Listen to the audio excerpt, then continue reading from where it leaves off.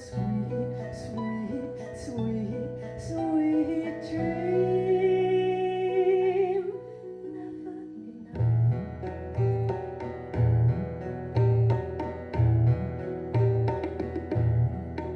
Will it break?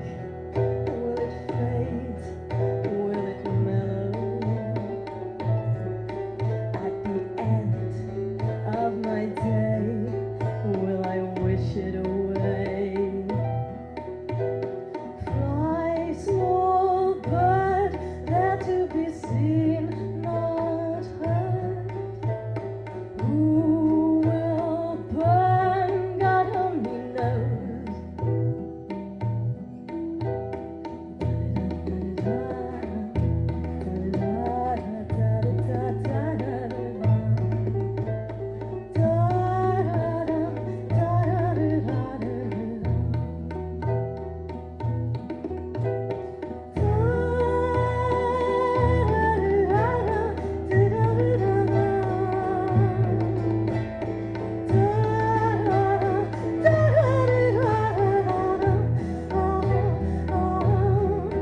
Got a sweet dream. Don't tear it in two. I don't wanna know what it means. All the love I could give, all the life I would live. One sweet, sweet, sweet, sweet,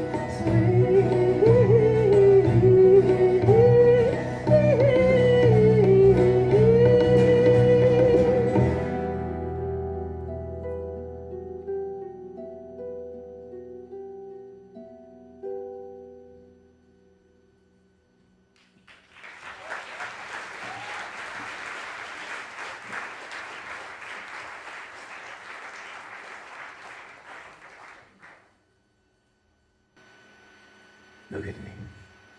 Look at me in this dreadful state, in this city of dreadful nights. You're probably wondering how I came to be here. Well, it's a bit of a story, but I suppose you want to hear.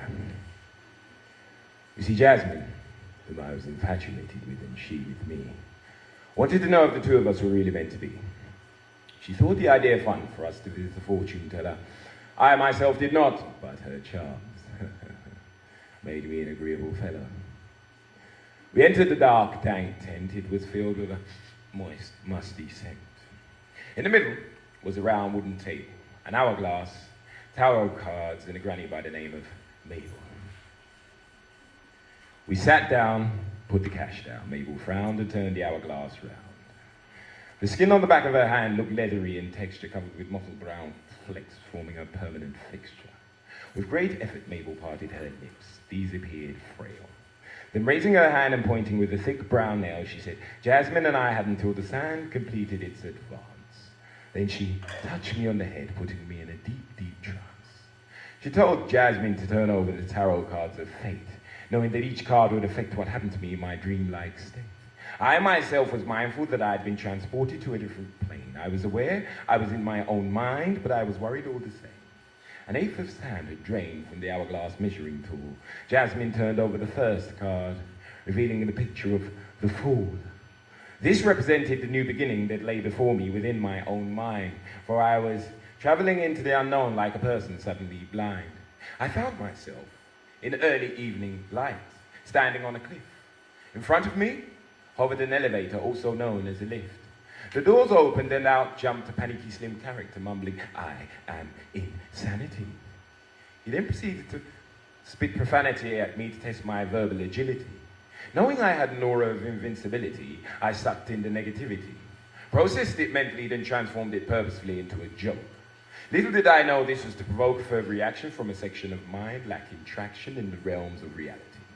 The sand in the hourglass continued to run, creating its own tune. Jasmine turned over the second card, revealing a picture of the moon.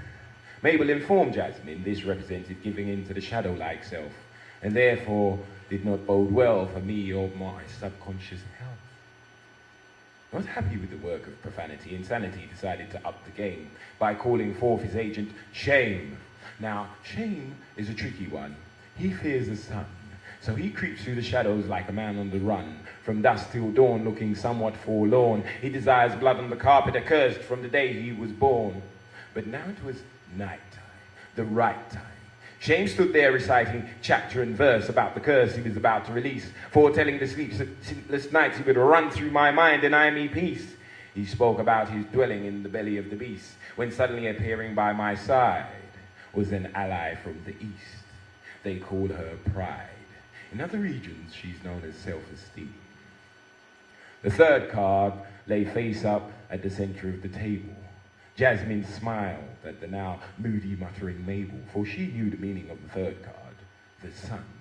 For it represents believing in your worth, knowing you are the one. Shame seemed to wilt as he realized what was about to occur. Or should I say, recur. You see, pride can be all-consuming. She has an appetite that's almost inhuman. Constantly, she devours Shame by releasing her appetite upon his mane. Mabel's thick brown nails tapped on the bulb of the hourglass. She smiled as grains of sand rushed hurriedly towards their last.